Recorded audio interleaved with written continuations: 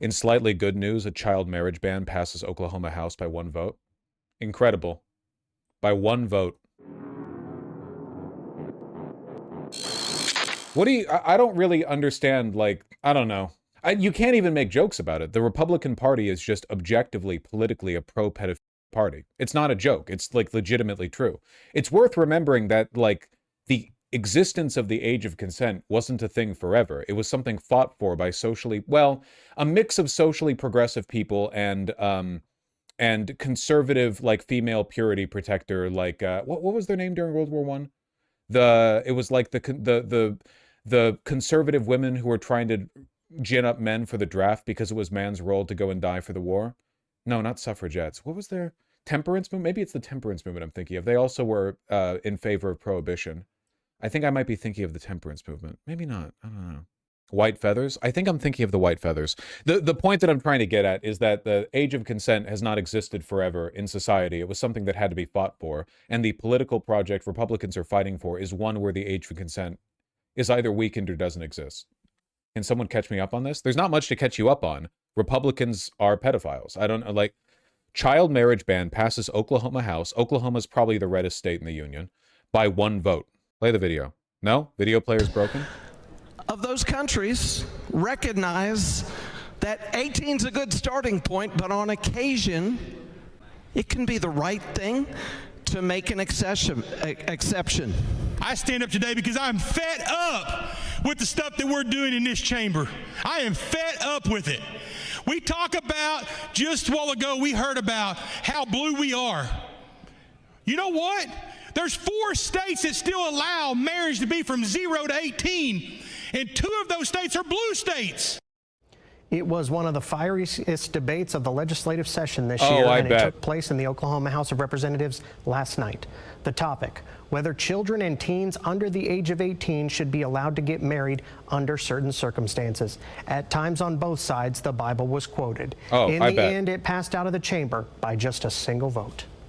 For as long as anyone can remember, anyone aged 16 to 17 could get married with parental consent in Oklahoma, and when it came to anyone under 16, a court could authorize the marriage in the case of pregnancy or a child had already given birth. Now a bill sitting on Governor Kevin Stitt's desk would say no exceptions. It is the official policy of the state of Oklahoma that no one under 18 can get married anymore. We say that you have to be 18 to vote and to participate in democracy, but yet the lifelong commitment that you are in that for the rest of your life, and it is a contract, that, oh, that's not nearly as important to us. It's, you know what, we are actually prioritizing tobacco and alcohol over the sanctity of marriage. Edmond Republican State Rep Nicole Miller was the House sponsor of Senate Bill 504, the bill putting a hard 18-year age limit on marriage in the state. Miller says after the state raised the age of consent to 18 last year, it is now possible under state law for a child to marry someone and not legally be able to give consent to sleep with their own spouse. Miller, who had bipartisan support for the bill, says the practice of child marriage unfairly targets young girls who have either been exploited by people trafficking children for sex or have been lured into bed by adult men. We talk about marriage has been around since the dawn of time. Marriage has been around since the dawn of our state. I do agree with that. But if we're going to talk about the Bible is full of broken people. And we are making the assumption that every single case is the best case scenario. Unfortunately, most of them are not. Opponents of the child marriage ban cited mostly religious reasons as to why the current law is sufficient the way it is. I know. Yeah. Yep. As well as saying the government shouldn't tell people what to do with their own children. I know.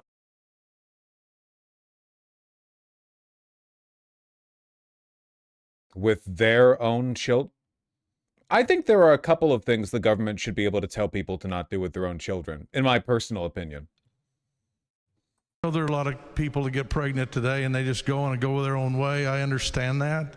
But the ones that want to put it together and try and have the circumstance to where they're... Again, like explicitly, okay, there is exactly one, I'm going to put huge finger quotes around this, socially necessary function of what the previous law in Oklahoma allowed, which was that old men would rape underage girls and get them pregnant and then allow that pregnancy to be the legal justification for their marriage. That's it. There's no socially necessary function. Again, by socially necessary, I mean like the desired outcome of the existing set of policies. There's no other socially necessary function. That's the only thing that they're trying to fight to preserve here. That's it. Less than 18 years of age, they ought to have the right to do that. And if I'm not mistaken, marriage was set up by God. It's not by the state of Oklahoma. These disgusting, breathy, pedophilic old men who are just outraged at the idea that they don't have a legal loophole that allows them to acquire child brides. Some of them talked about how couples they've known for years married as teens and have been together for decades. That's great. You know, I know lots of people. I have people in my family that were married at 16 and 17, and guess what? Remained married until their death. So are you saying that they should not, Mr. Speaker, are you saying that they should have not had the opportunity to marry? Miller and others who voted yes on the ban say the days of happy teenage couples going to Lover's Lane and getting hitched don't exist anymore, and the system is being exploited. They never did. That was never real. At no point in history have 16-year-olds been happy to sign their entire lives away. That's just not a real thing. They were socially pressured into getting married because they had gotten pregnant. The number of teen pregnancies in America has dropped enormously over the past half century, and as a consequence, this doesn't happen as often anymore.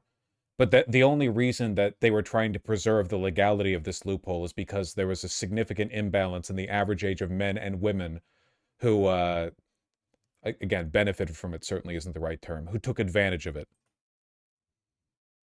By bad actors in today's society. They also point out if the relationship turns sour, many domestic violence shelters do not accept minors and teenagers as clients, even if they've run away.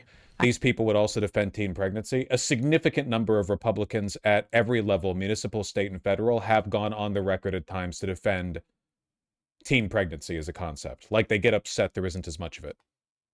I heard lots of scripture referenced.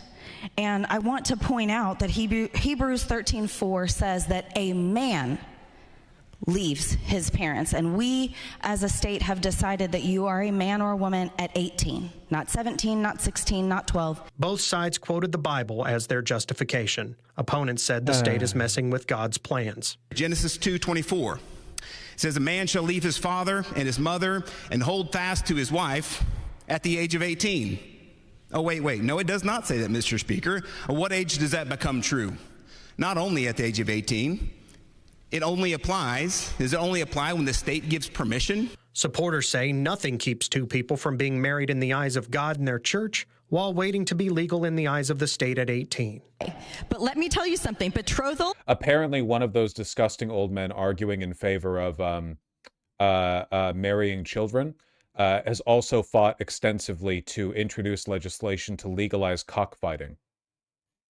Quote, "You're dang skippy, I'll take my kid to a chicken fighting before I'm gonna take them to see a drag queen."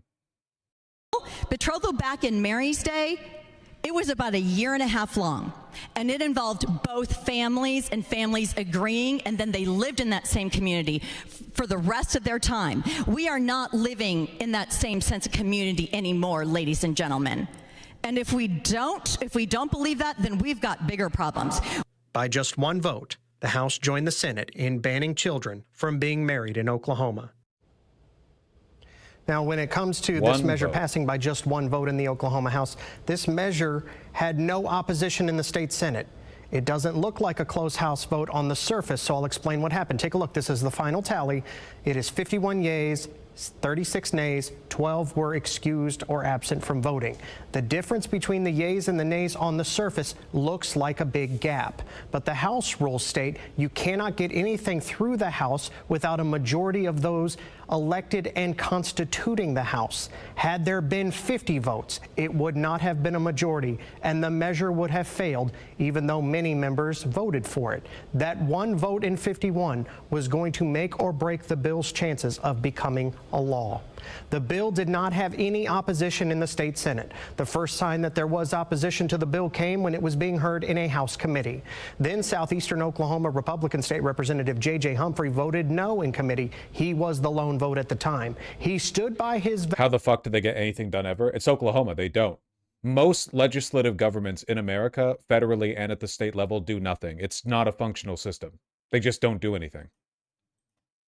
He made on In-Depth last month to vote no on it when it reached the House floor. And he promised he would have other no votes. And in fact, he did last night. Here is Humphrey saying on this very program, if he had to be the lone no vote, he would be. But in the end, I believe this is the cockfighting guy. Didn't have to. If you disagree with me, I understand that. We should all be able to disagree, have discourse, and take the vote. But okay, so again, I guess I'll pitch this to you guys. Do you think he's literate? Do you think that he could read some Dickens and then explain it to you? At the end of the day, I just think the parents ought to decide, and there are situations that would... and I know hundreds of people who got married because of those reasons. Hundreds. Or I even know a few who got married. Is he? No, nothing. Never mind. At 17 that weren't pregnant, and they just felt like they were responsible enough. Their parents felt like that. So I think that's a parent. Their parents felt like that. Well, that kind of gives the game away, doesn't it? Their parents thought they were responsible enough. Of what relevance is that? Choice. Would you still be a no vote? Looks like it's going to the full House. Oh, absolutely. Okay. I'm a no. I'm a no. All the heat. I kind of like heat. You know what I'm saying? I've always been. Are we judging literacy based on accents now? For one, yes. For two, it's not the accent. He just sounds stupid. But also, yes. Pretty known. Again, if I thought our district, I represent District 19, and so if I thought our district, if I heard from our district saying, you're wrong on that, we want you to change, absolutely I'd change, you know, if I represent the people, but I put it out. Yeah, it's also worth pointing out this is a fake accent. He is LARPing. He is wearing a shit bolo tie with an Oxford button-down shirt, a giant cowboy hat, and a fucking, I don't know, what, hunting vest, suit vest? He's putting on this accent deliberately. Nobody actually talks like this unless they want to. I put videos out there. Once people understand the bill, most of the people that have contacted me have been 100% saying, I don't need the government telling me what I can do with my kids. So again, you can take from this what you want. I have long said that